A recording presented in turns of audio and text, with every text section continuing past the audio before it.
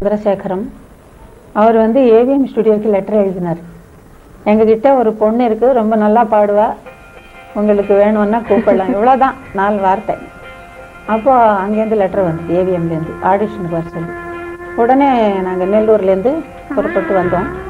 Audition கொடுத்தப்போ அங்கே Sudarshanam music director, Govardhanam 2 பேரும் brothers. Sudarshanam master ரொம்ப நல்லா மியூசிக் டைரக்டர், தெரியும் இல்லையா, அவங்க நிறைய படங்கள் பண்ணியிருக்காங்க. அவர் தான் என்னை வாய்ஸ் எல்லாம் கேட்டு, செட்டியார் அவர் எல்லாரும் கேட்டு செலக்ட் பண்ணாங்க. அன்றைக்கி கூட்டமாக இருந்தது ஸ்டுடியோவில், எல்லாம் நிறைய கூட்டம் வந்தாங்க பாட்டு கேட்குறதுக்கு. அப்படி ரொம்ப ரசித்து செட்டியார் அவங்களும் என்னை அவங்க ஸ்டாஃப் ஆர்டிஸ்டாக சேர்த்துக்கிட்டாங்க. உங்களுக்கு ரொம்ப நர்வஸாக இருந்தது அப்போ? இல்லை, நிறைய கூட்டங்களை நர்வஸாக. எனக்கு சின்ன வயசுலேருந்தே ஸ்டேஜ் ஃபியர் கிடையாது, அந்த மாதிரி என்றைக்கும் இது வரைக்கும் கிடையாது. அப்புறம் ஏவிஎம் ஸ்டுடியோவிலே பெரிய பேனர் இல்லையா அது, அந்த ஸ்டுடியோவில் சாதாரணமான அவங்களே சேர்த்துக்க மாட்டாங்கன்ற எண்ணம் இருக்குது. அதுக்கு முன்னாடியே ஃபேமஸ் சிங்கர்ஸ் நிறைய பேர் ஸ்டாஃப் ஆர்டிஸ்டாக இருந்து வந்தாங்க. அதனால வெளியே எல்லாரும் ஃபேமஸ் ஸ்டுடியோவிலே சேர்ந்துருக்கு, பெரிய ஏதோ நல்லா பாடுற சிங்கராக தான் இருக்கும் அப்படின்னு சொல்லி வெளியெல்லாம் என்னை கூப்பிட்டாங்க. ஃபஸ்ட்டு பாடினது ஏவிஎம்லே இல்லை, வெளியில் டி சலபதிராவ் மியூசிக்கில் விதியின் விளையாட்டு என்ற படத்தில் தமிழில் பாடினேன். அது விதி விளையாடிச்சு, படமே வெளியே வரல. அதுவும் நிஜமாக ரொம்ப நல்லா இருந்தது, சாங்ஸு வெளியே வரலையான்னு ரொம்ப வருத்தப்பட்டேன். ஆனால் முதல் படம் வந்து மகதாள நாட்டு மேரின்னு ரிலீஸ் ஆன படம், மகதாள நாட்டு மேரி. அந்த படம் தான் தமிழில் ஃபஸ்ட்டு ரிலீஸு. நானும் பிபி ஸ்ரீனிவாஸ் அவர்களும் அதில் பாடிருக்கோம். லைட் மியூசிக்கும் கிளாசிக்கல் மியூசிக்கும் என்ன வித்தியாசம்? லைட் மியூசிக்கு கொஞ்சம் லைட்டாக இருக்கும், கிளாசிக்கல் மியூசிக் கொஞ்சம் ஹெவியாக இருக்கும், கமகங்கள் அது ஜாஸ்தி இருக்கும், கொஞ்சம் ஹெவியாக இருக்கும், அவ்வளோதான். இதில் மாடுலேஷன்ஸ் அதெல்லாம் நம்ம லைட் மியூசிக்கில் ரொம்ப அழகாக பாடுவோம், மெலோடி ஜாஸ்தி இருக்கும். சினிமாவில் பாடுறதுல விட கிளாசிக்கல் சாங்ஸ் இருக்குது, இருந்தாலும் அது கூட நாங்கள் மெலோடியஸாக பாடுவோம். அப்புறம் அந்த தெளிவு, உச்சரிப்பில் தெளிவு, அந்த சங்கதி பிற்கா எல்லாம் கிளியராக பாடுறது, ஒரு கிளாரிட்டி. சினிமாவில் பாடுறதுன்னா கிளாசிக்கல் பாடினா கூட கிளியராக பாடணும். இப்போ ஸ்டேஜில் பாடும்போது, கச்சேரியில் பாடும்போது கொஞ்சம் வார்த்தை கிளியராக இல்லாமல் பாடினாலும் அந்த கமக்கத்தில் எல்லாம் அடிபட்டு போய் சங்கதி எல்லாம் அதில் மர்ஜை போய் பாட்டு சரியாக வராது ஒரு வாட்டி. கிளாசிக்கல் சிங்கர்ஸ் ஸ்டேஜில் பாடும்போது, நான் சொல்லக்கூடாது, இருக்கிற விஷயம் சொல்கிறேன் அது. ஆனால் சினிமாவில் பாடும்போது உச்சரிப்பு தெளிவு, சங்கதிகள் தெளிவு, எல்லாம் கிளாரிட்டி, வாய்ஸ் ஆன்னு வைக்கக்கூடாது, ஆன்னு பாடணும். எப்படின்னு நான் கொஞ்சம் பாடி காட்டுறேன். இப்போ சிங்கார வேலனே இருக்குது. சிங்கார வேலனே தேவா, பிற்கா எல்லாம் வருது, கிளியராக இருக்குது. அதுவே நம்ம கர்நாடகமாக பாடி சிங்கார வேலனேன்னு பாடினேன்னு வச்சுக்கோங்க, அது படத்துல ஒரு ஃபேஸில் பார்க்கும்போது அது எடுப்படாது, அழகாக இருக்காது. ஒரு காமெடியாக, ஒரு ஆர்டிஸ்ட்டை காமெடியாக பார்க்க முடியுமே தவிர அந்த மெலோடியாக அந்த ஃபேஸ் அழகு அதெல்லாம் பார்க்க முடியாது. அதனால நீங்கள் ஃபிலிம்லேயே இல்லை, வெளியே பாடினா கூட நகுமோ கனலேனி இப்படி பாடணும். நகுமாமன்னா சிரிப்பு மூஞ்சை பார்க்க முடியாமல் நான் தவிக்கிறேன் தியாகராஜர் பாடிருக்காரு. நகுமோ கனலே இப்படி பாடினா அந்த இது வருமா, அந்த பாவமே வராது ஆக்சுவலாக. அதனால சில பேருக்கு கிளாசிக்கல் பாடுறவங்களுக்கு எங்கள் மேலே வருத்தம். எதுக்குன்னா நாங்கள் இப்படி பாடுறோம்னு சொல்லி சினிமேட்டிக்னு சொல்லுவாங்க. Not cinematic, this is perfection. சினிமாவில் பாடுறது ரொம்ப பர்ஃபெக்ஷன். இப்போ டிகே பட்டம்மாள் அவங்க எல்லாம் ரொம்ப ஒத்துக்கிறாங்க இது. ஏன்னா அந்தம்மா கூட நிறைய சினிமாவில் பாடிருக்காங்க. எம்எல் வசந்தகுமாரி அவங்க எல்லாம் சினிமாவில் பாடுறவங்க, அவங்க ஒத்துக்கிறாங்க சினிமா பாட்டுன்னா எப்படி, எவ்வளோ கஷ்டம், எவ்வளோ கிளாரிட்டி வேணும், எவ்வளோ நல்லா பாடணும்னு. இப்போ புருஷனும் தூங்கிருச்சு, காத்தும் அடிச்சிருச்சு, இந்த எஃபெக்ட் எல்லாம் இருக்கு, மாடுலேஷன்ஸ் இதெல்லாம் வராது. புருஷனும் தூங்கிருச்சு, காத்தும் அடிச்சிருச்சு அந்த பாடுனா அந்த பாட்டு எழுப்பணுமா, அந்த மாடுலேஷன்ஸ் வேணும். இப்போ கிளாசிக்கல் ப்ராக்டிஸ் பண்ணி என்ன ஆகுதுன்னா இவங்க வாய்ஸ் அப்படி மாறிடும். நம்ம மெலோடி சாங் கொடுத்தா அவங்களால பாட முடியாது. சின்ன வயசுலேருந்தே சினிமா பாட்டு இந்த மாதிரி லைட் மியூசிக் எல்லாம் பாடி பழக்கம். கிளாசிக்கல் மியூசிக் எந்த வயசுலேருந்து கற்றுக்க ஆரம்பிச்சிங்க? நான் அப்படி இந்த வயசுலேருந்து கற்றுக்க ஆரம்பிக்காத ஒன்றும் கிடையாது. நான் சின்ன வயசுல எனக்கு அறியாத வயசுலேருந்து நான் பாடுறேன். இந்த லைட் மியூசிக் சினிமா சாங்ஸ் எல்லாம் ரெக்கார்ட்ஸ் கேட்டு பாடுறது அந்த மாதிரி. நான் சின்ன வயசுல இப்போ எப்படி பாடுறேனோ அப்போ கூட அப்படியே பாடுவேன். ஆனால் எனக்கு 10 வயசு வந்தப்புறம் எங்கள் அம்மா கொஞ்சம் வற்புறுத்தி, எனக்கு இஷ்டம் இல்லாமல் இருந்தது, எங்கள் அக்காவோட எல்லாம் பலவந்தமாக கிளாசிக்கல் மியூசிக் கற்றுக்கிறதுக்கு ஒரு மாஸ்டர் கிட்டே அனுப்பினாங்க. ஆனால் இப்போ எனக்கு ஐயோ கிளாசிக்கல் கற்றுக்கலையான்னு ரொம்ப வருத்தமாக இருக்கும். அப்போ இன்ட்ரெஸ்ட் இல்லாமல் இருந்தது. இருந்தாலும் நான் சும்மா போவேன். அவர் மாஸ்டர் நீங்கள் கற்றுக்க வேண்டாம், சும்மா உட்காருவேன்னு சொல்லுவார்.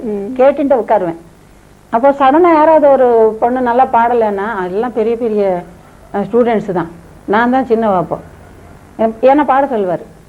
பாடினா ஒரு சங்கதி டக்குன்னு பாடிடுவேன் நான். அவர் சொன்னது, அவங்களுக்கு சொன்னது நான் பாடுவேன். இப்போ என்னை பார்த்து கற்றுக்க சொல்லி அவங்களுக்கு சொல்லுவார் அவர். இப்போ பாருங்க, நாதஸ்வர வித்வான் எனக்கு கிளாசிக்கல் சொல்லி கொடுத்தவர். அந்த அவருடைய ஆசீர்வாதமோ என்னமோ இன்னைக்கு இந்த சிங்கார வேலனை பாட்டு நாதஸ்வரத்தோடு பாடினது அவ்வளவு ஹிட்டாகி இப்போ கூட எங்கே போனாலும் அந்த பாட்டு பாட சொல்லி கேட்பாங்க. சிங்கார வேலனி தேவா அருள் சிங்கார வேலனி தேவா அருள் சீராடும் மார்போடு வா சிங்கார வேலனி தேவா. இந்த ஐடியா எப்படி வந்தது?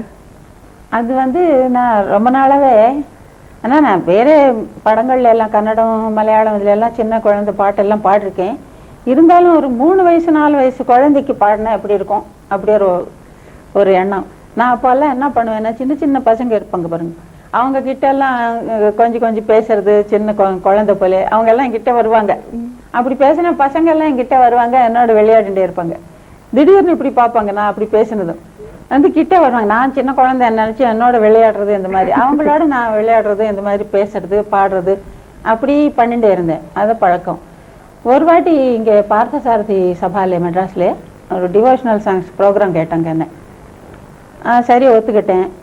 அங்கே எல்லாம் டிவோஷனல் தான், சாமி பாட்டு தானே பாடணும். சாமி பாட்டெல்லாம் பாடும்போது சின்ன குழந்தைங்க கூட அங்கே இருப்பாங்க, அவங்களுக்கும் இன்ட்ரெஸ்டாக இருக்கணும்னா ஏதாவது பண்ணணுமேன்னு ஒரு யோசனை வந்தது. இல்லைன்னா நம்ம சாமி மேலே பாடிட்டு இருந்தால் அவங்களுக்கு போர் அடிச்சிடும் இல்லை. அப்போ ஒரு யோசனை நான் ஒரு பாட்டு எழுதி டியூன் பண்ணி அந்த பார்த்தசாரதி சபாலே பாடினேன். அதான் கண்ணா நீ எங்கே. அந்த பாட்டு ஒவ்வொரு லைனுக்கும் ஒவ்வொரு ஹாஃப் லைனுக்கும் கிளாப்ஸ் அடித்தாங்க பாருங்க. அப்படி ஹாலு அதிர்ச்சி, அப்படி கிளாப்ஸ் அடித்தாங்க. அந்த பாட்டு அப்படி ரசித்தாங்க. மெட்ராஸில் தான் பார்த்தசாரதி சபாலே. அப்போது இது சமாச்சாரத்து கேட்டாங்க. அவங்க ருசிகண்ட பூனையின் படம் எடுத்தாங்க. அவங்க கேட்டு எங்கள் படத்துலேயே நீங்கள் இந்த சாங் பாடணும்னு கேட்டாங்க. சரி பாடுறேன்னு சொன்னேன். அப்புறம் அந்த படத்துக்கு இளையராஜா மியூசிக் தான். அவர் இப்போ நான் மியூசிக் பண்ணுறதுனால நான் கொஞ்சம் டியூன் மாற்றிக்கிறேன்னு சொன்னார். சரி அப்படியே நீங்கள் மாற்றிக்கோங்கன்னு சொன்னேன். நான் பாடினது எப்படின்னா, ஆனால் நான் லிரிக்கை நான் எழுதினது தான். படத்தில் பேர் கூட போட்டாங்க, என் பேர் நான் எழுதினது போல லிரிக்கு.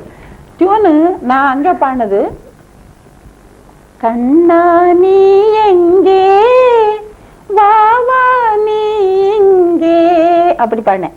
ஆனா கண்ணா நீ எங்கே வா வா நீ எங்கே இவர் மாத்தினார். கொஞ்சம் டிஃபரன்ஸ்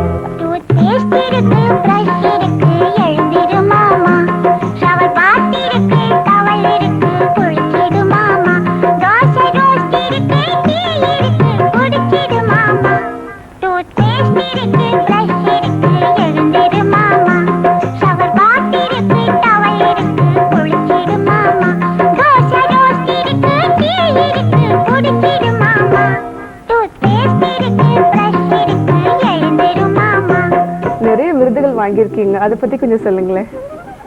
விருதுகள் லைஃப் டைம் அச்சீவ்மெண்ட் அவார்ட்ஸு நிறைய வந்தது. அப்புறம் government awards, Kerala government awards 12 13 வந்தது.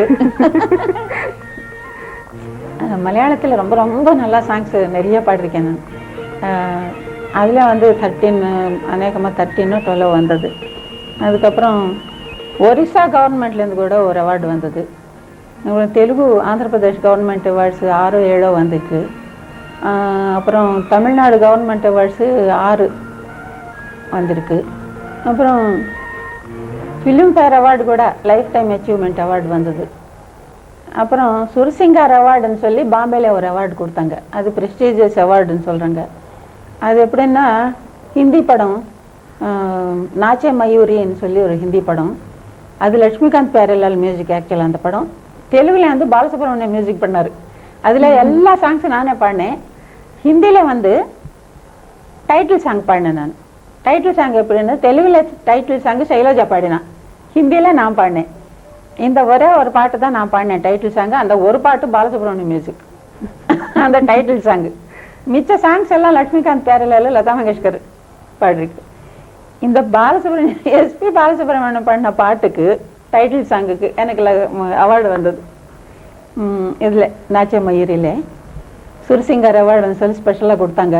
எனக்கு நிஜமாக ரொம்ப சந்தோஷமாக இருந்தது. நம்ம சிங்கர் இங்கே பண்ணது அந்த படத்தில், ஹிந்தி படத்தில் பாலசுப்ரமணியம் பண்ண பாட்டுக்கு எனக்கு அவார்டு கிடைச்சதுன்னா ரொம்ப பெருமையாகவும் இருந்தது, ரொம்ப சந்தோஷமாகவும் இருந்தது.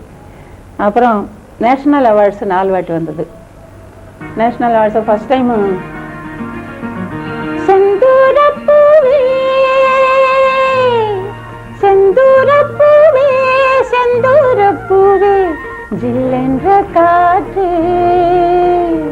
என் மன்னன் எங்கே என் மன்னன் எங்கே நீ கொஞ்சம் சொல்லாயே.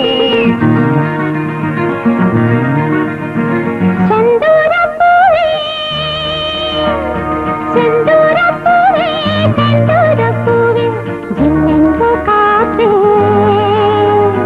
என் மன்னன் எங்கே என் மன்னன் எங்கே நீ கொஞ்சம் சொல்லாயோ. நான் வந்து ஆக்சுவலா இளையராஜா எனக்கு ஃபோன் பண்ணி கங்க்ராச்சுலேட் பண்ணணும். அவர் பண்ணல, பரவாயில்ல. நான் ஃபோன் பண்ணி அவருக்கு கங்க்ராச்சுலேட் பண்ணேன். பாருங்க, நீங்க பண்ண பாட்டுக்கு எனக்கு அவார்டு வந்ததுன்னு சொல்லி. இப்போ கூட எனக்கு வருத்தம் தான். அவர் தானே ஃபோன் பண்ணி சொல்லணும், சொல்லவே இல்லை. சங்கர் கணேஷ் வீட்டுக்கு வந்து என்னையும் ஹஸ்பண்டையும் நிக்க வச்சு பெரிய மாலை எங்க 2 பேருக்கும் போட்டு ரொம்ப பாராட்டிட்டு போனாங்க வீட்டுக்கு வந்து. ஆனா இளையராஜா சொல்லவே இல்லை. எப்பவுமே அது நான் மறக்க மாட்டேன். அவருக்கு போன் பண்ணி கங்க்ராச்சுலேஷன்ஸ், உங்க பாட்டுக்கு எனக்கு அவார்டு சொன்னேன். செந்தூரப்பூவே செந்தூரப்பூவே ஜில்லென்ற காற்றே என் மன்னன் எங்கே என் மன்னன் எங்கே நீ கொஞ்சம் சொல்லாயோ. செந்தூரப்பூவே. அப்புறம் செகண்ட் வந்து ஓப்போல் மலையாளம் படம், அதுல வந்தது. தேர்டு சித்தாரா தெலுங்கு படம். அந்த பாட்டு என்ன தெரியுமா, நான் தமிழ்ல பாடின டியூன் தான் அது. நிழல்கள்னு ஒரு படம் வந்தது. அதுல பேரலா 2 ஸ்டோரி போகுதான். ஒரு ஸ்டோரி கட் பண்ணதுனால அந்த பாட்டு போயிடுச்சு அந்த படத்துல இல்லாம. இல்ல நான் போய் வந்திருக்கோம். தூரத்தில் நான் கண்ட உன் முகம் இருக்கு பாருங்க. சேம் டியூன் தெலுங்குல வச்சிருக்காங்க சித்தாராலே. వెన్నెల్లో గోదారి అందం நதி கண்ணுல்லோ தானே நான். இந்த பாட்டு, அந்த பாட்டுக்கு அவார்டு வந்தது. தமிழ்ல இருந்திருந்தா அந்த தமிழ்லயே வந்திருக்கும், இந்த தெலுங்குல வந்தது. அதுக்கப்புறம் தேவர் மகன் இஞ்சி ஏடு பழக மஞ்சச்சவ பழக, இந்த பாட்டு. மறுக்கு மனம் கூடுதில்லையே. நான் பெருமையா சொல்லிக்கிறது இல்லை. எனக்கு இந்த அவார்ட்ஸை விட என் ரசிகர்கள் இதயத்துல நான் நிக்கிறேன் பாருங்க. என் ரசிகர்கள் எல்லாம் எனக்கு அவ்வளவு அன்பா இருப்பாங்க, இப்படி அப்படின்னு சொல்ல முடியாது. ரொம்ப அன்பு, அதுதான் எனக்கு அவார்டு. அவங்க ரசிகர்கள் நெஞ்சம்தான் என் பாராட்டுறது இருக்கு பாருங்க. அதை விட பெரிய அவார்டு எனக்கு எதுவுமே கிடையாது.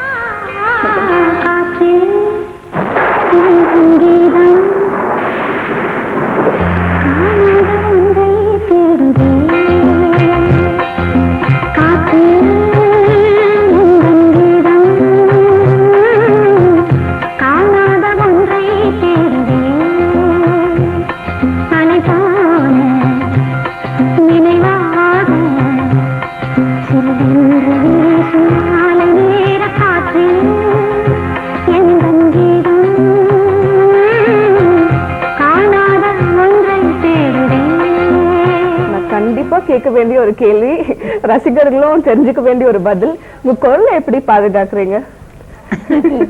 அது வந்து நம்ம பாதுகாக்கிறது இல்ல, அது கடவுள் தான் பாதுகாக்கிறாரு. ஏன்னா அவர் கொடுத்த கிஃப்ட் தானே இது. அவர் கொடுத்த அபாரமான கிஃப்ட். இந்த கிஃப்ட் என்னைக்குமே அழியக்கூடாது, அப்படியே இருக்கணும்னு சொல்லி நான் கடவுளை வேண்டிகிட்டே இருப்பேன். அப்புறம் நம்ம கொஞ்சம் சொல்யூஷன்லாம் பண்ணுவோம் இல்லை, கண்டிப்பா. ஐஸ்கிரீம் சாப்பிட்றது, கூல் ட்ரிங்க்ஸ் சாப்பிட்றது, இதெல்லாம் ஐஸ் வாட்ரு எல்லாம் சாப்பிடாம நான் கொஞ்சம் கேர்ஃபுல்லாக இருப்பேன். அப்புறம் ரொம்ப எண்ணெய் பதார்த்தங்கள் எல்லாம் கூட சாப்பிட மாட்டேன். ரொம்ப பனியிலே ப்ரொஜெக்ட் ஆகிறது ஆக்சுவலாக சிங்கர்ஸுக்கு நல்லதில்லை. சில பேர் வந்து எங்களுக்கு ஒன்றும் ஆகாது, நாங்கள் சாப்பிடுவோம்ன்றாங்க. இப்போ தெரியாது, சின்ன வயசுல போக போக வயசு ஆக ஆக இதெல்லாம் வெளியே வரும். அதனால சிங்கர்ஸ் எப்பவுமே கொஞ்சம் கேர்ஃபுல்லாக, வேற ஒன்றும் இல்லை, இந்த மாதிரி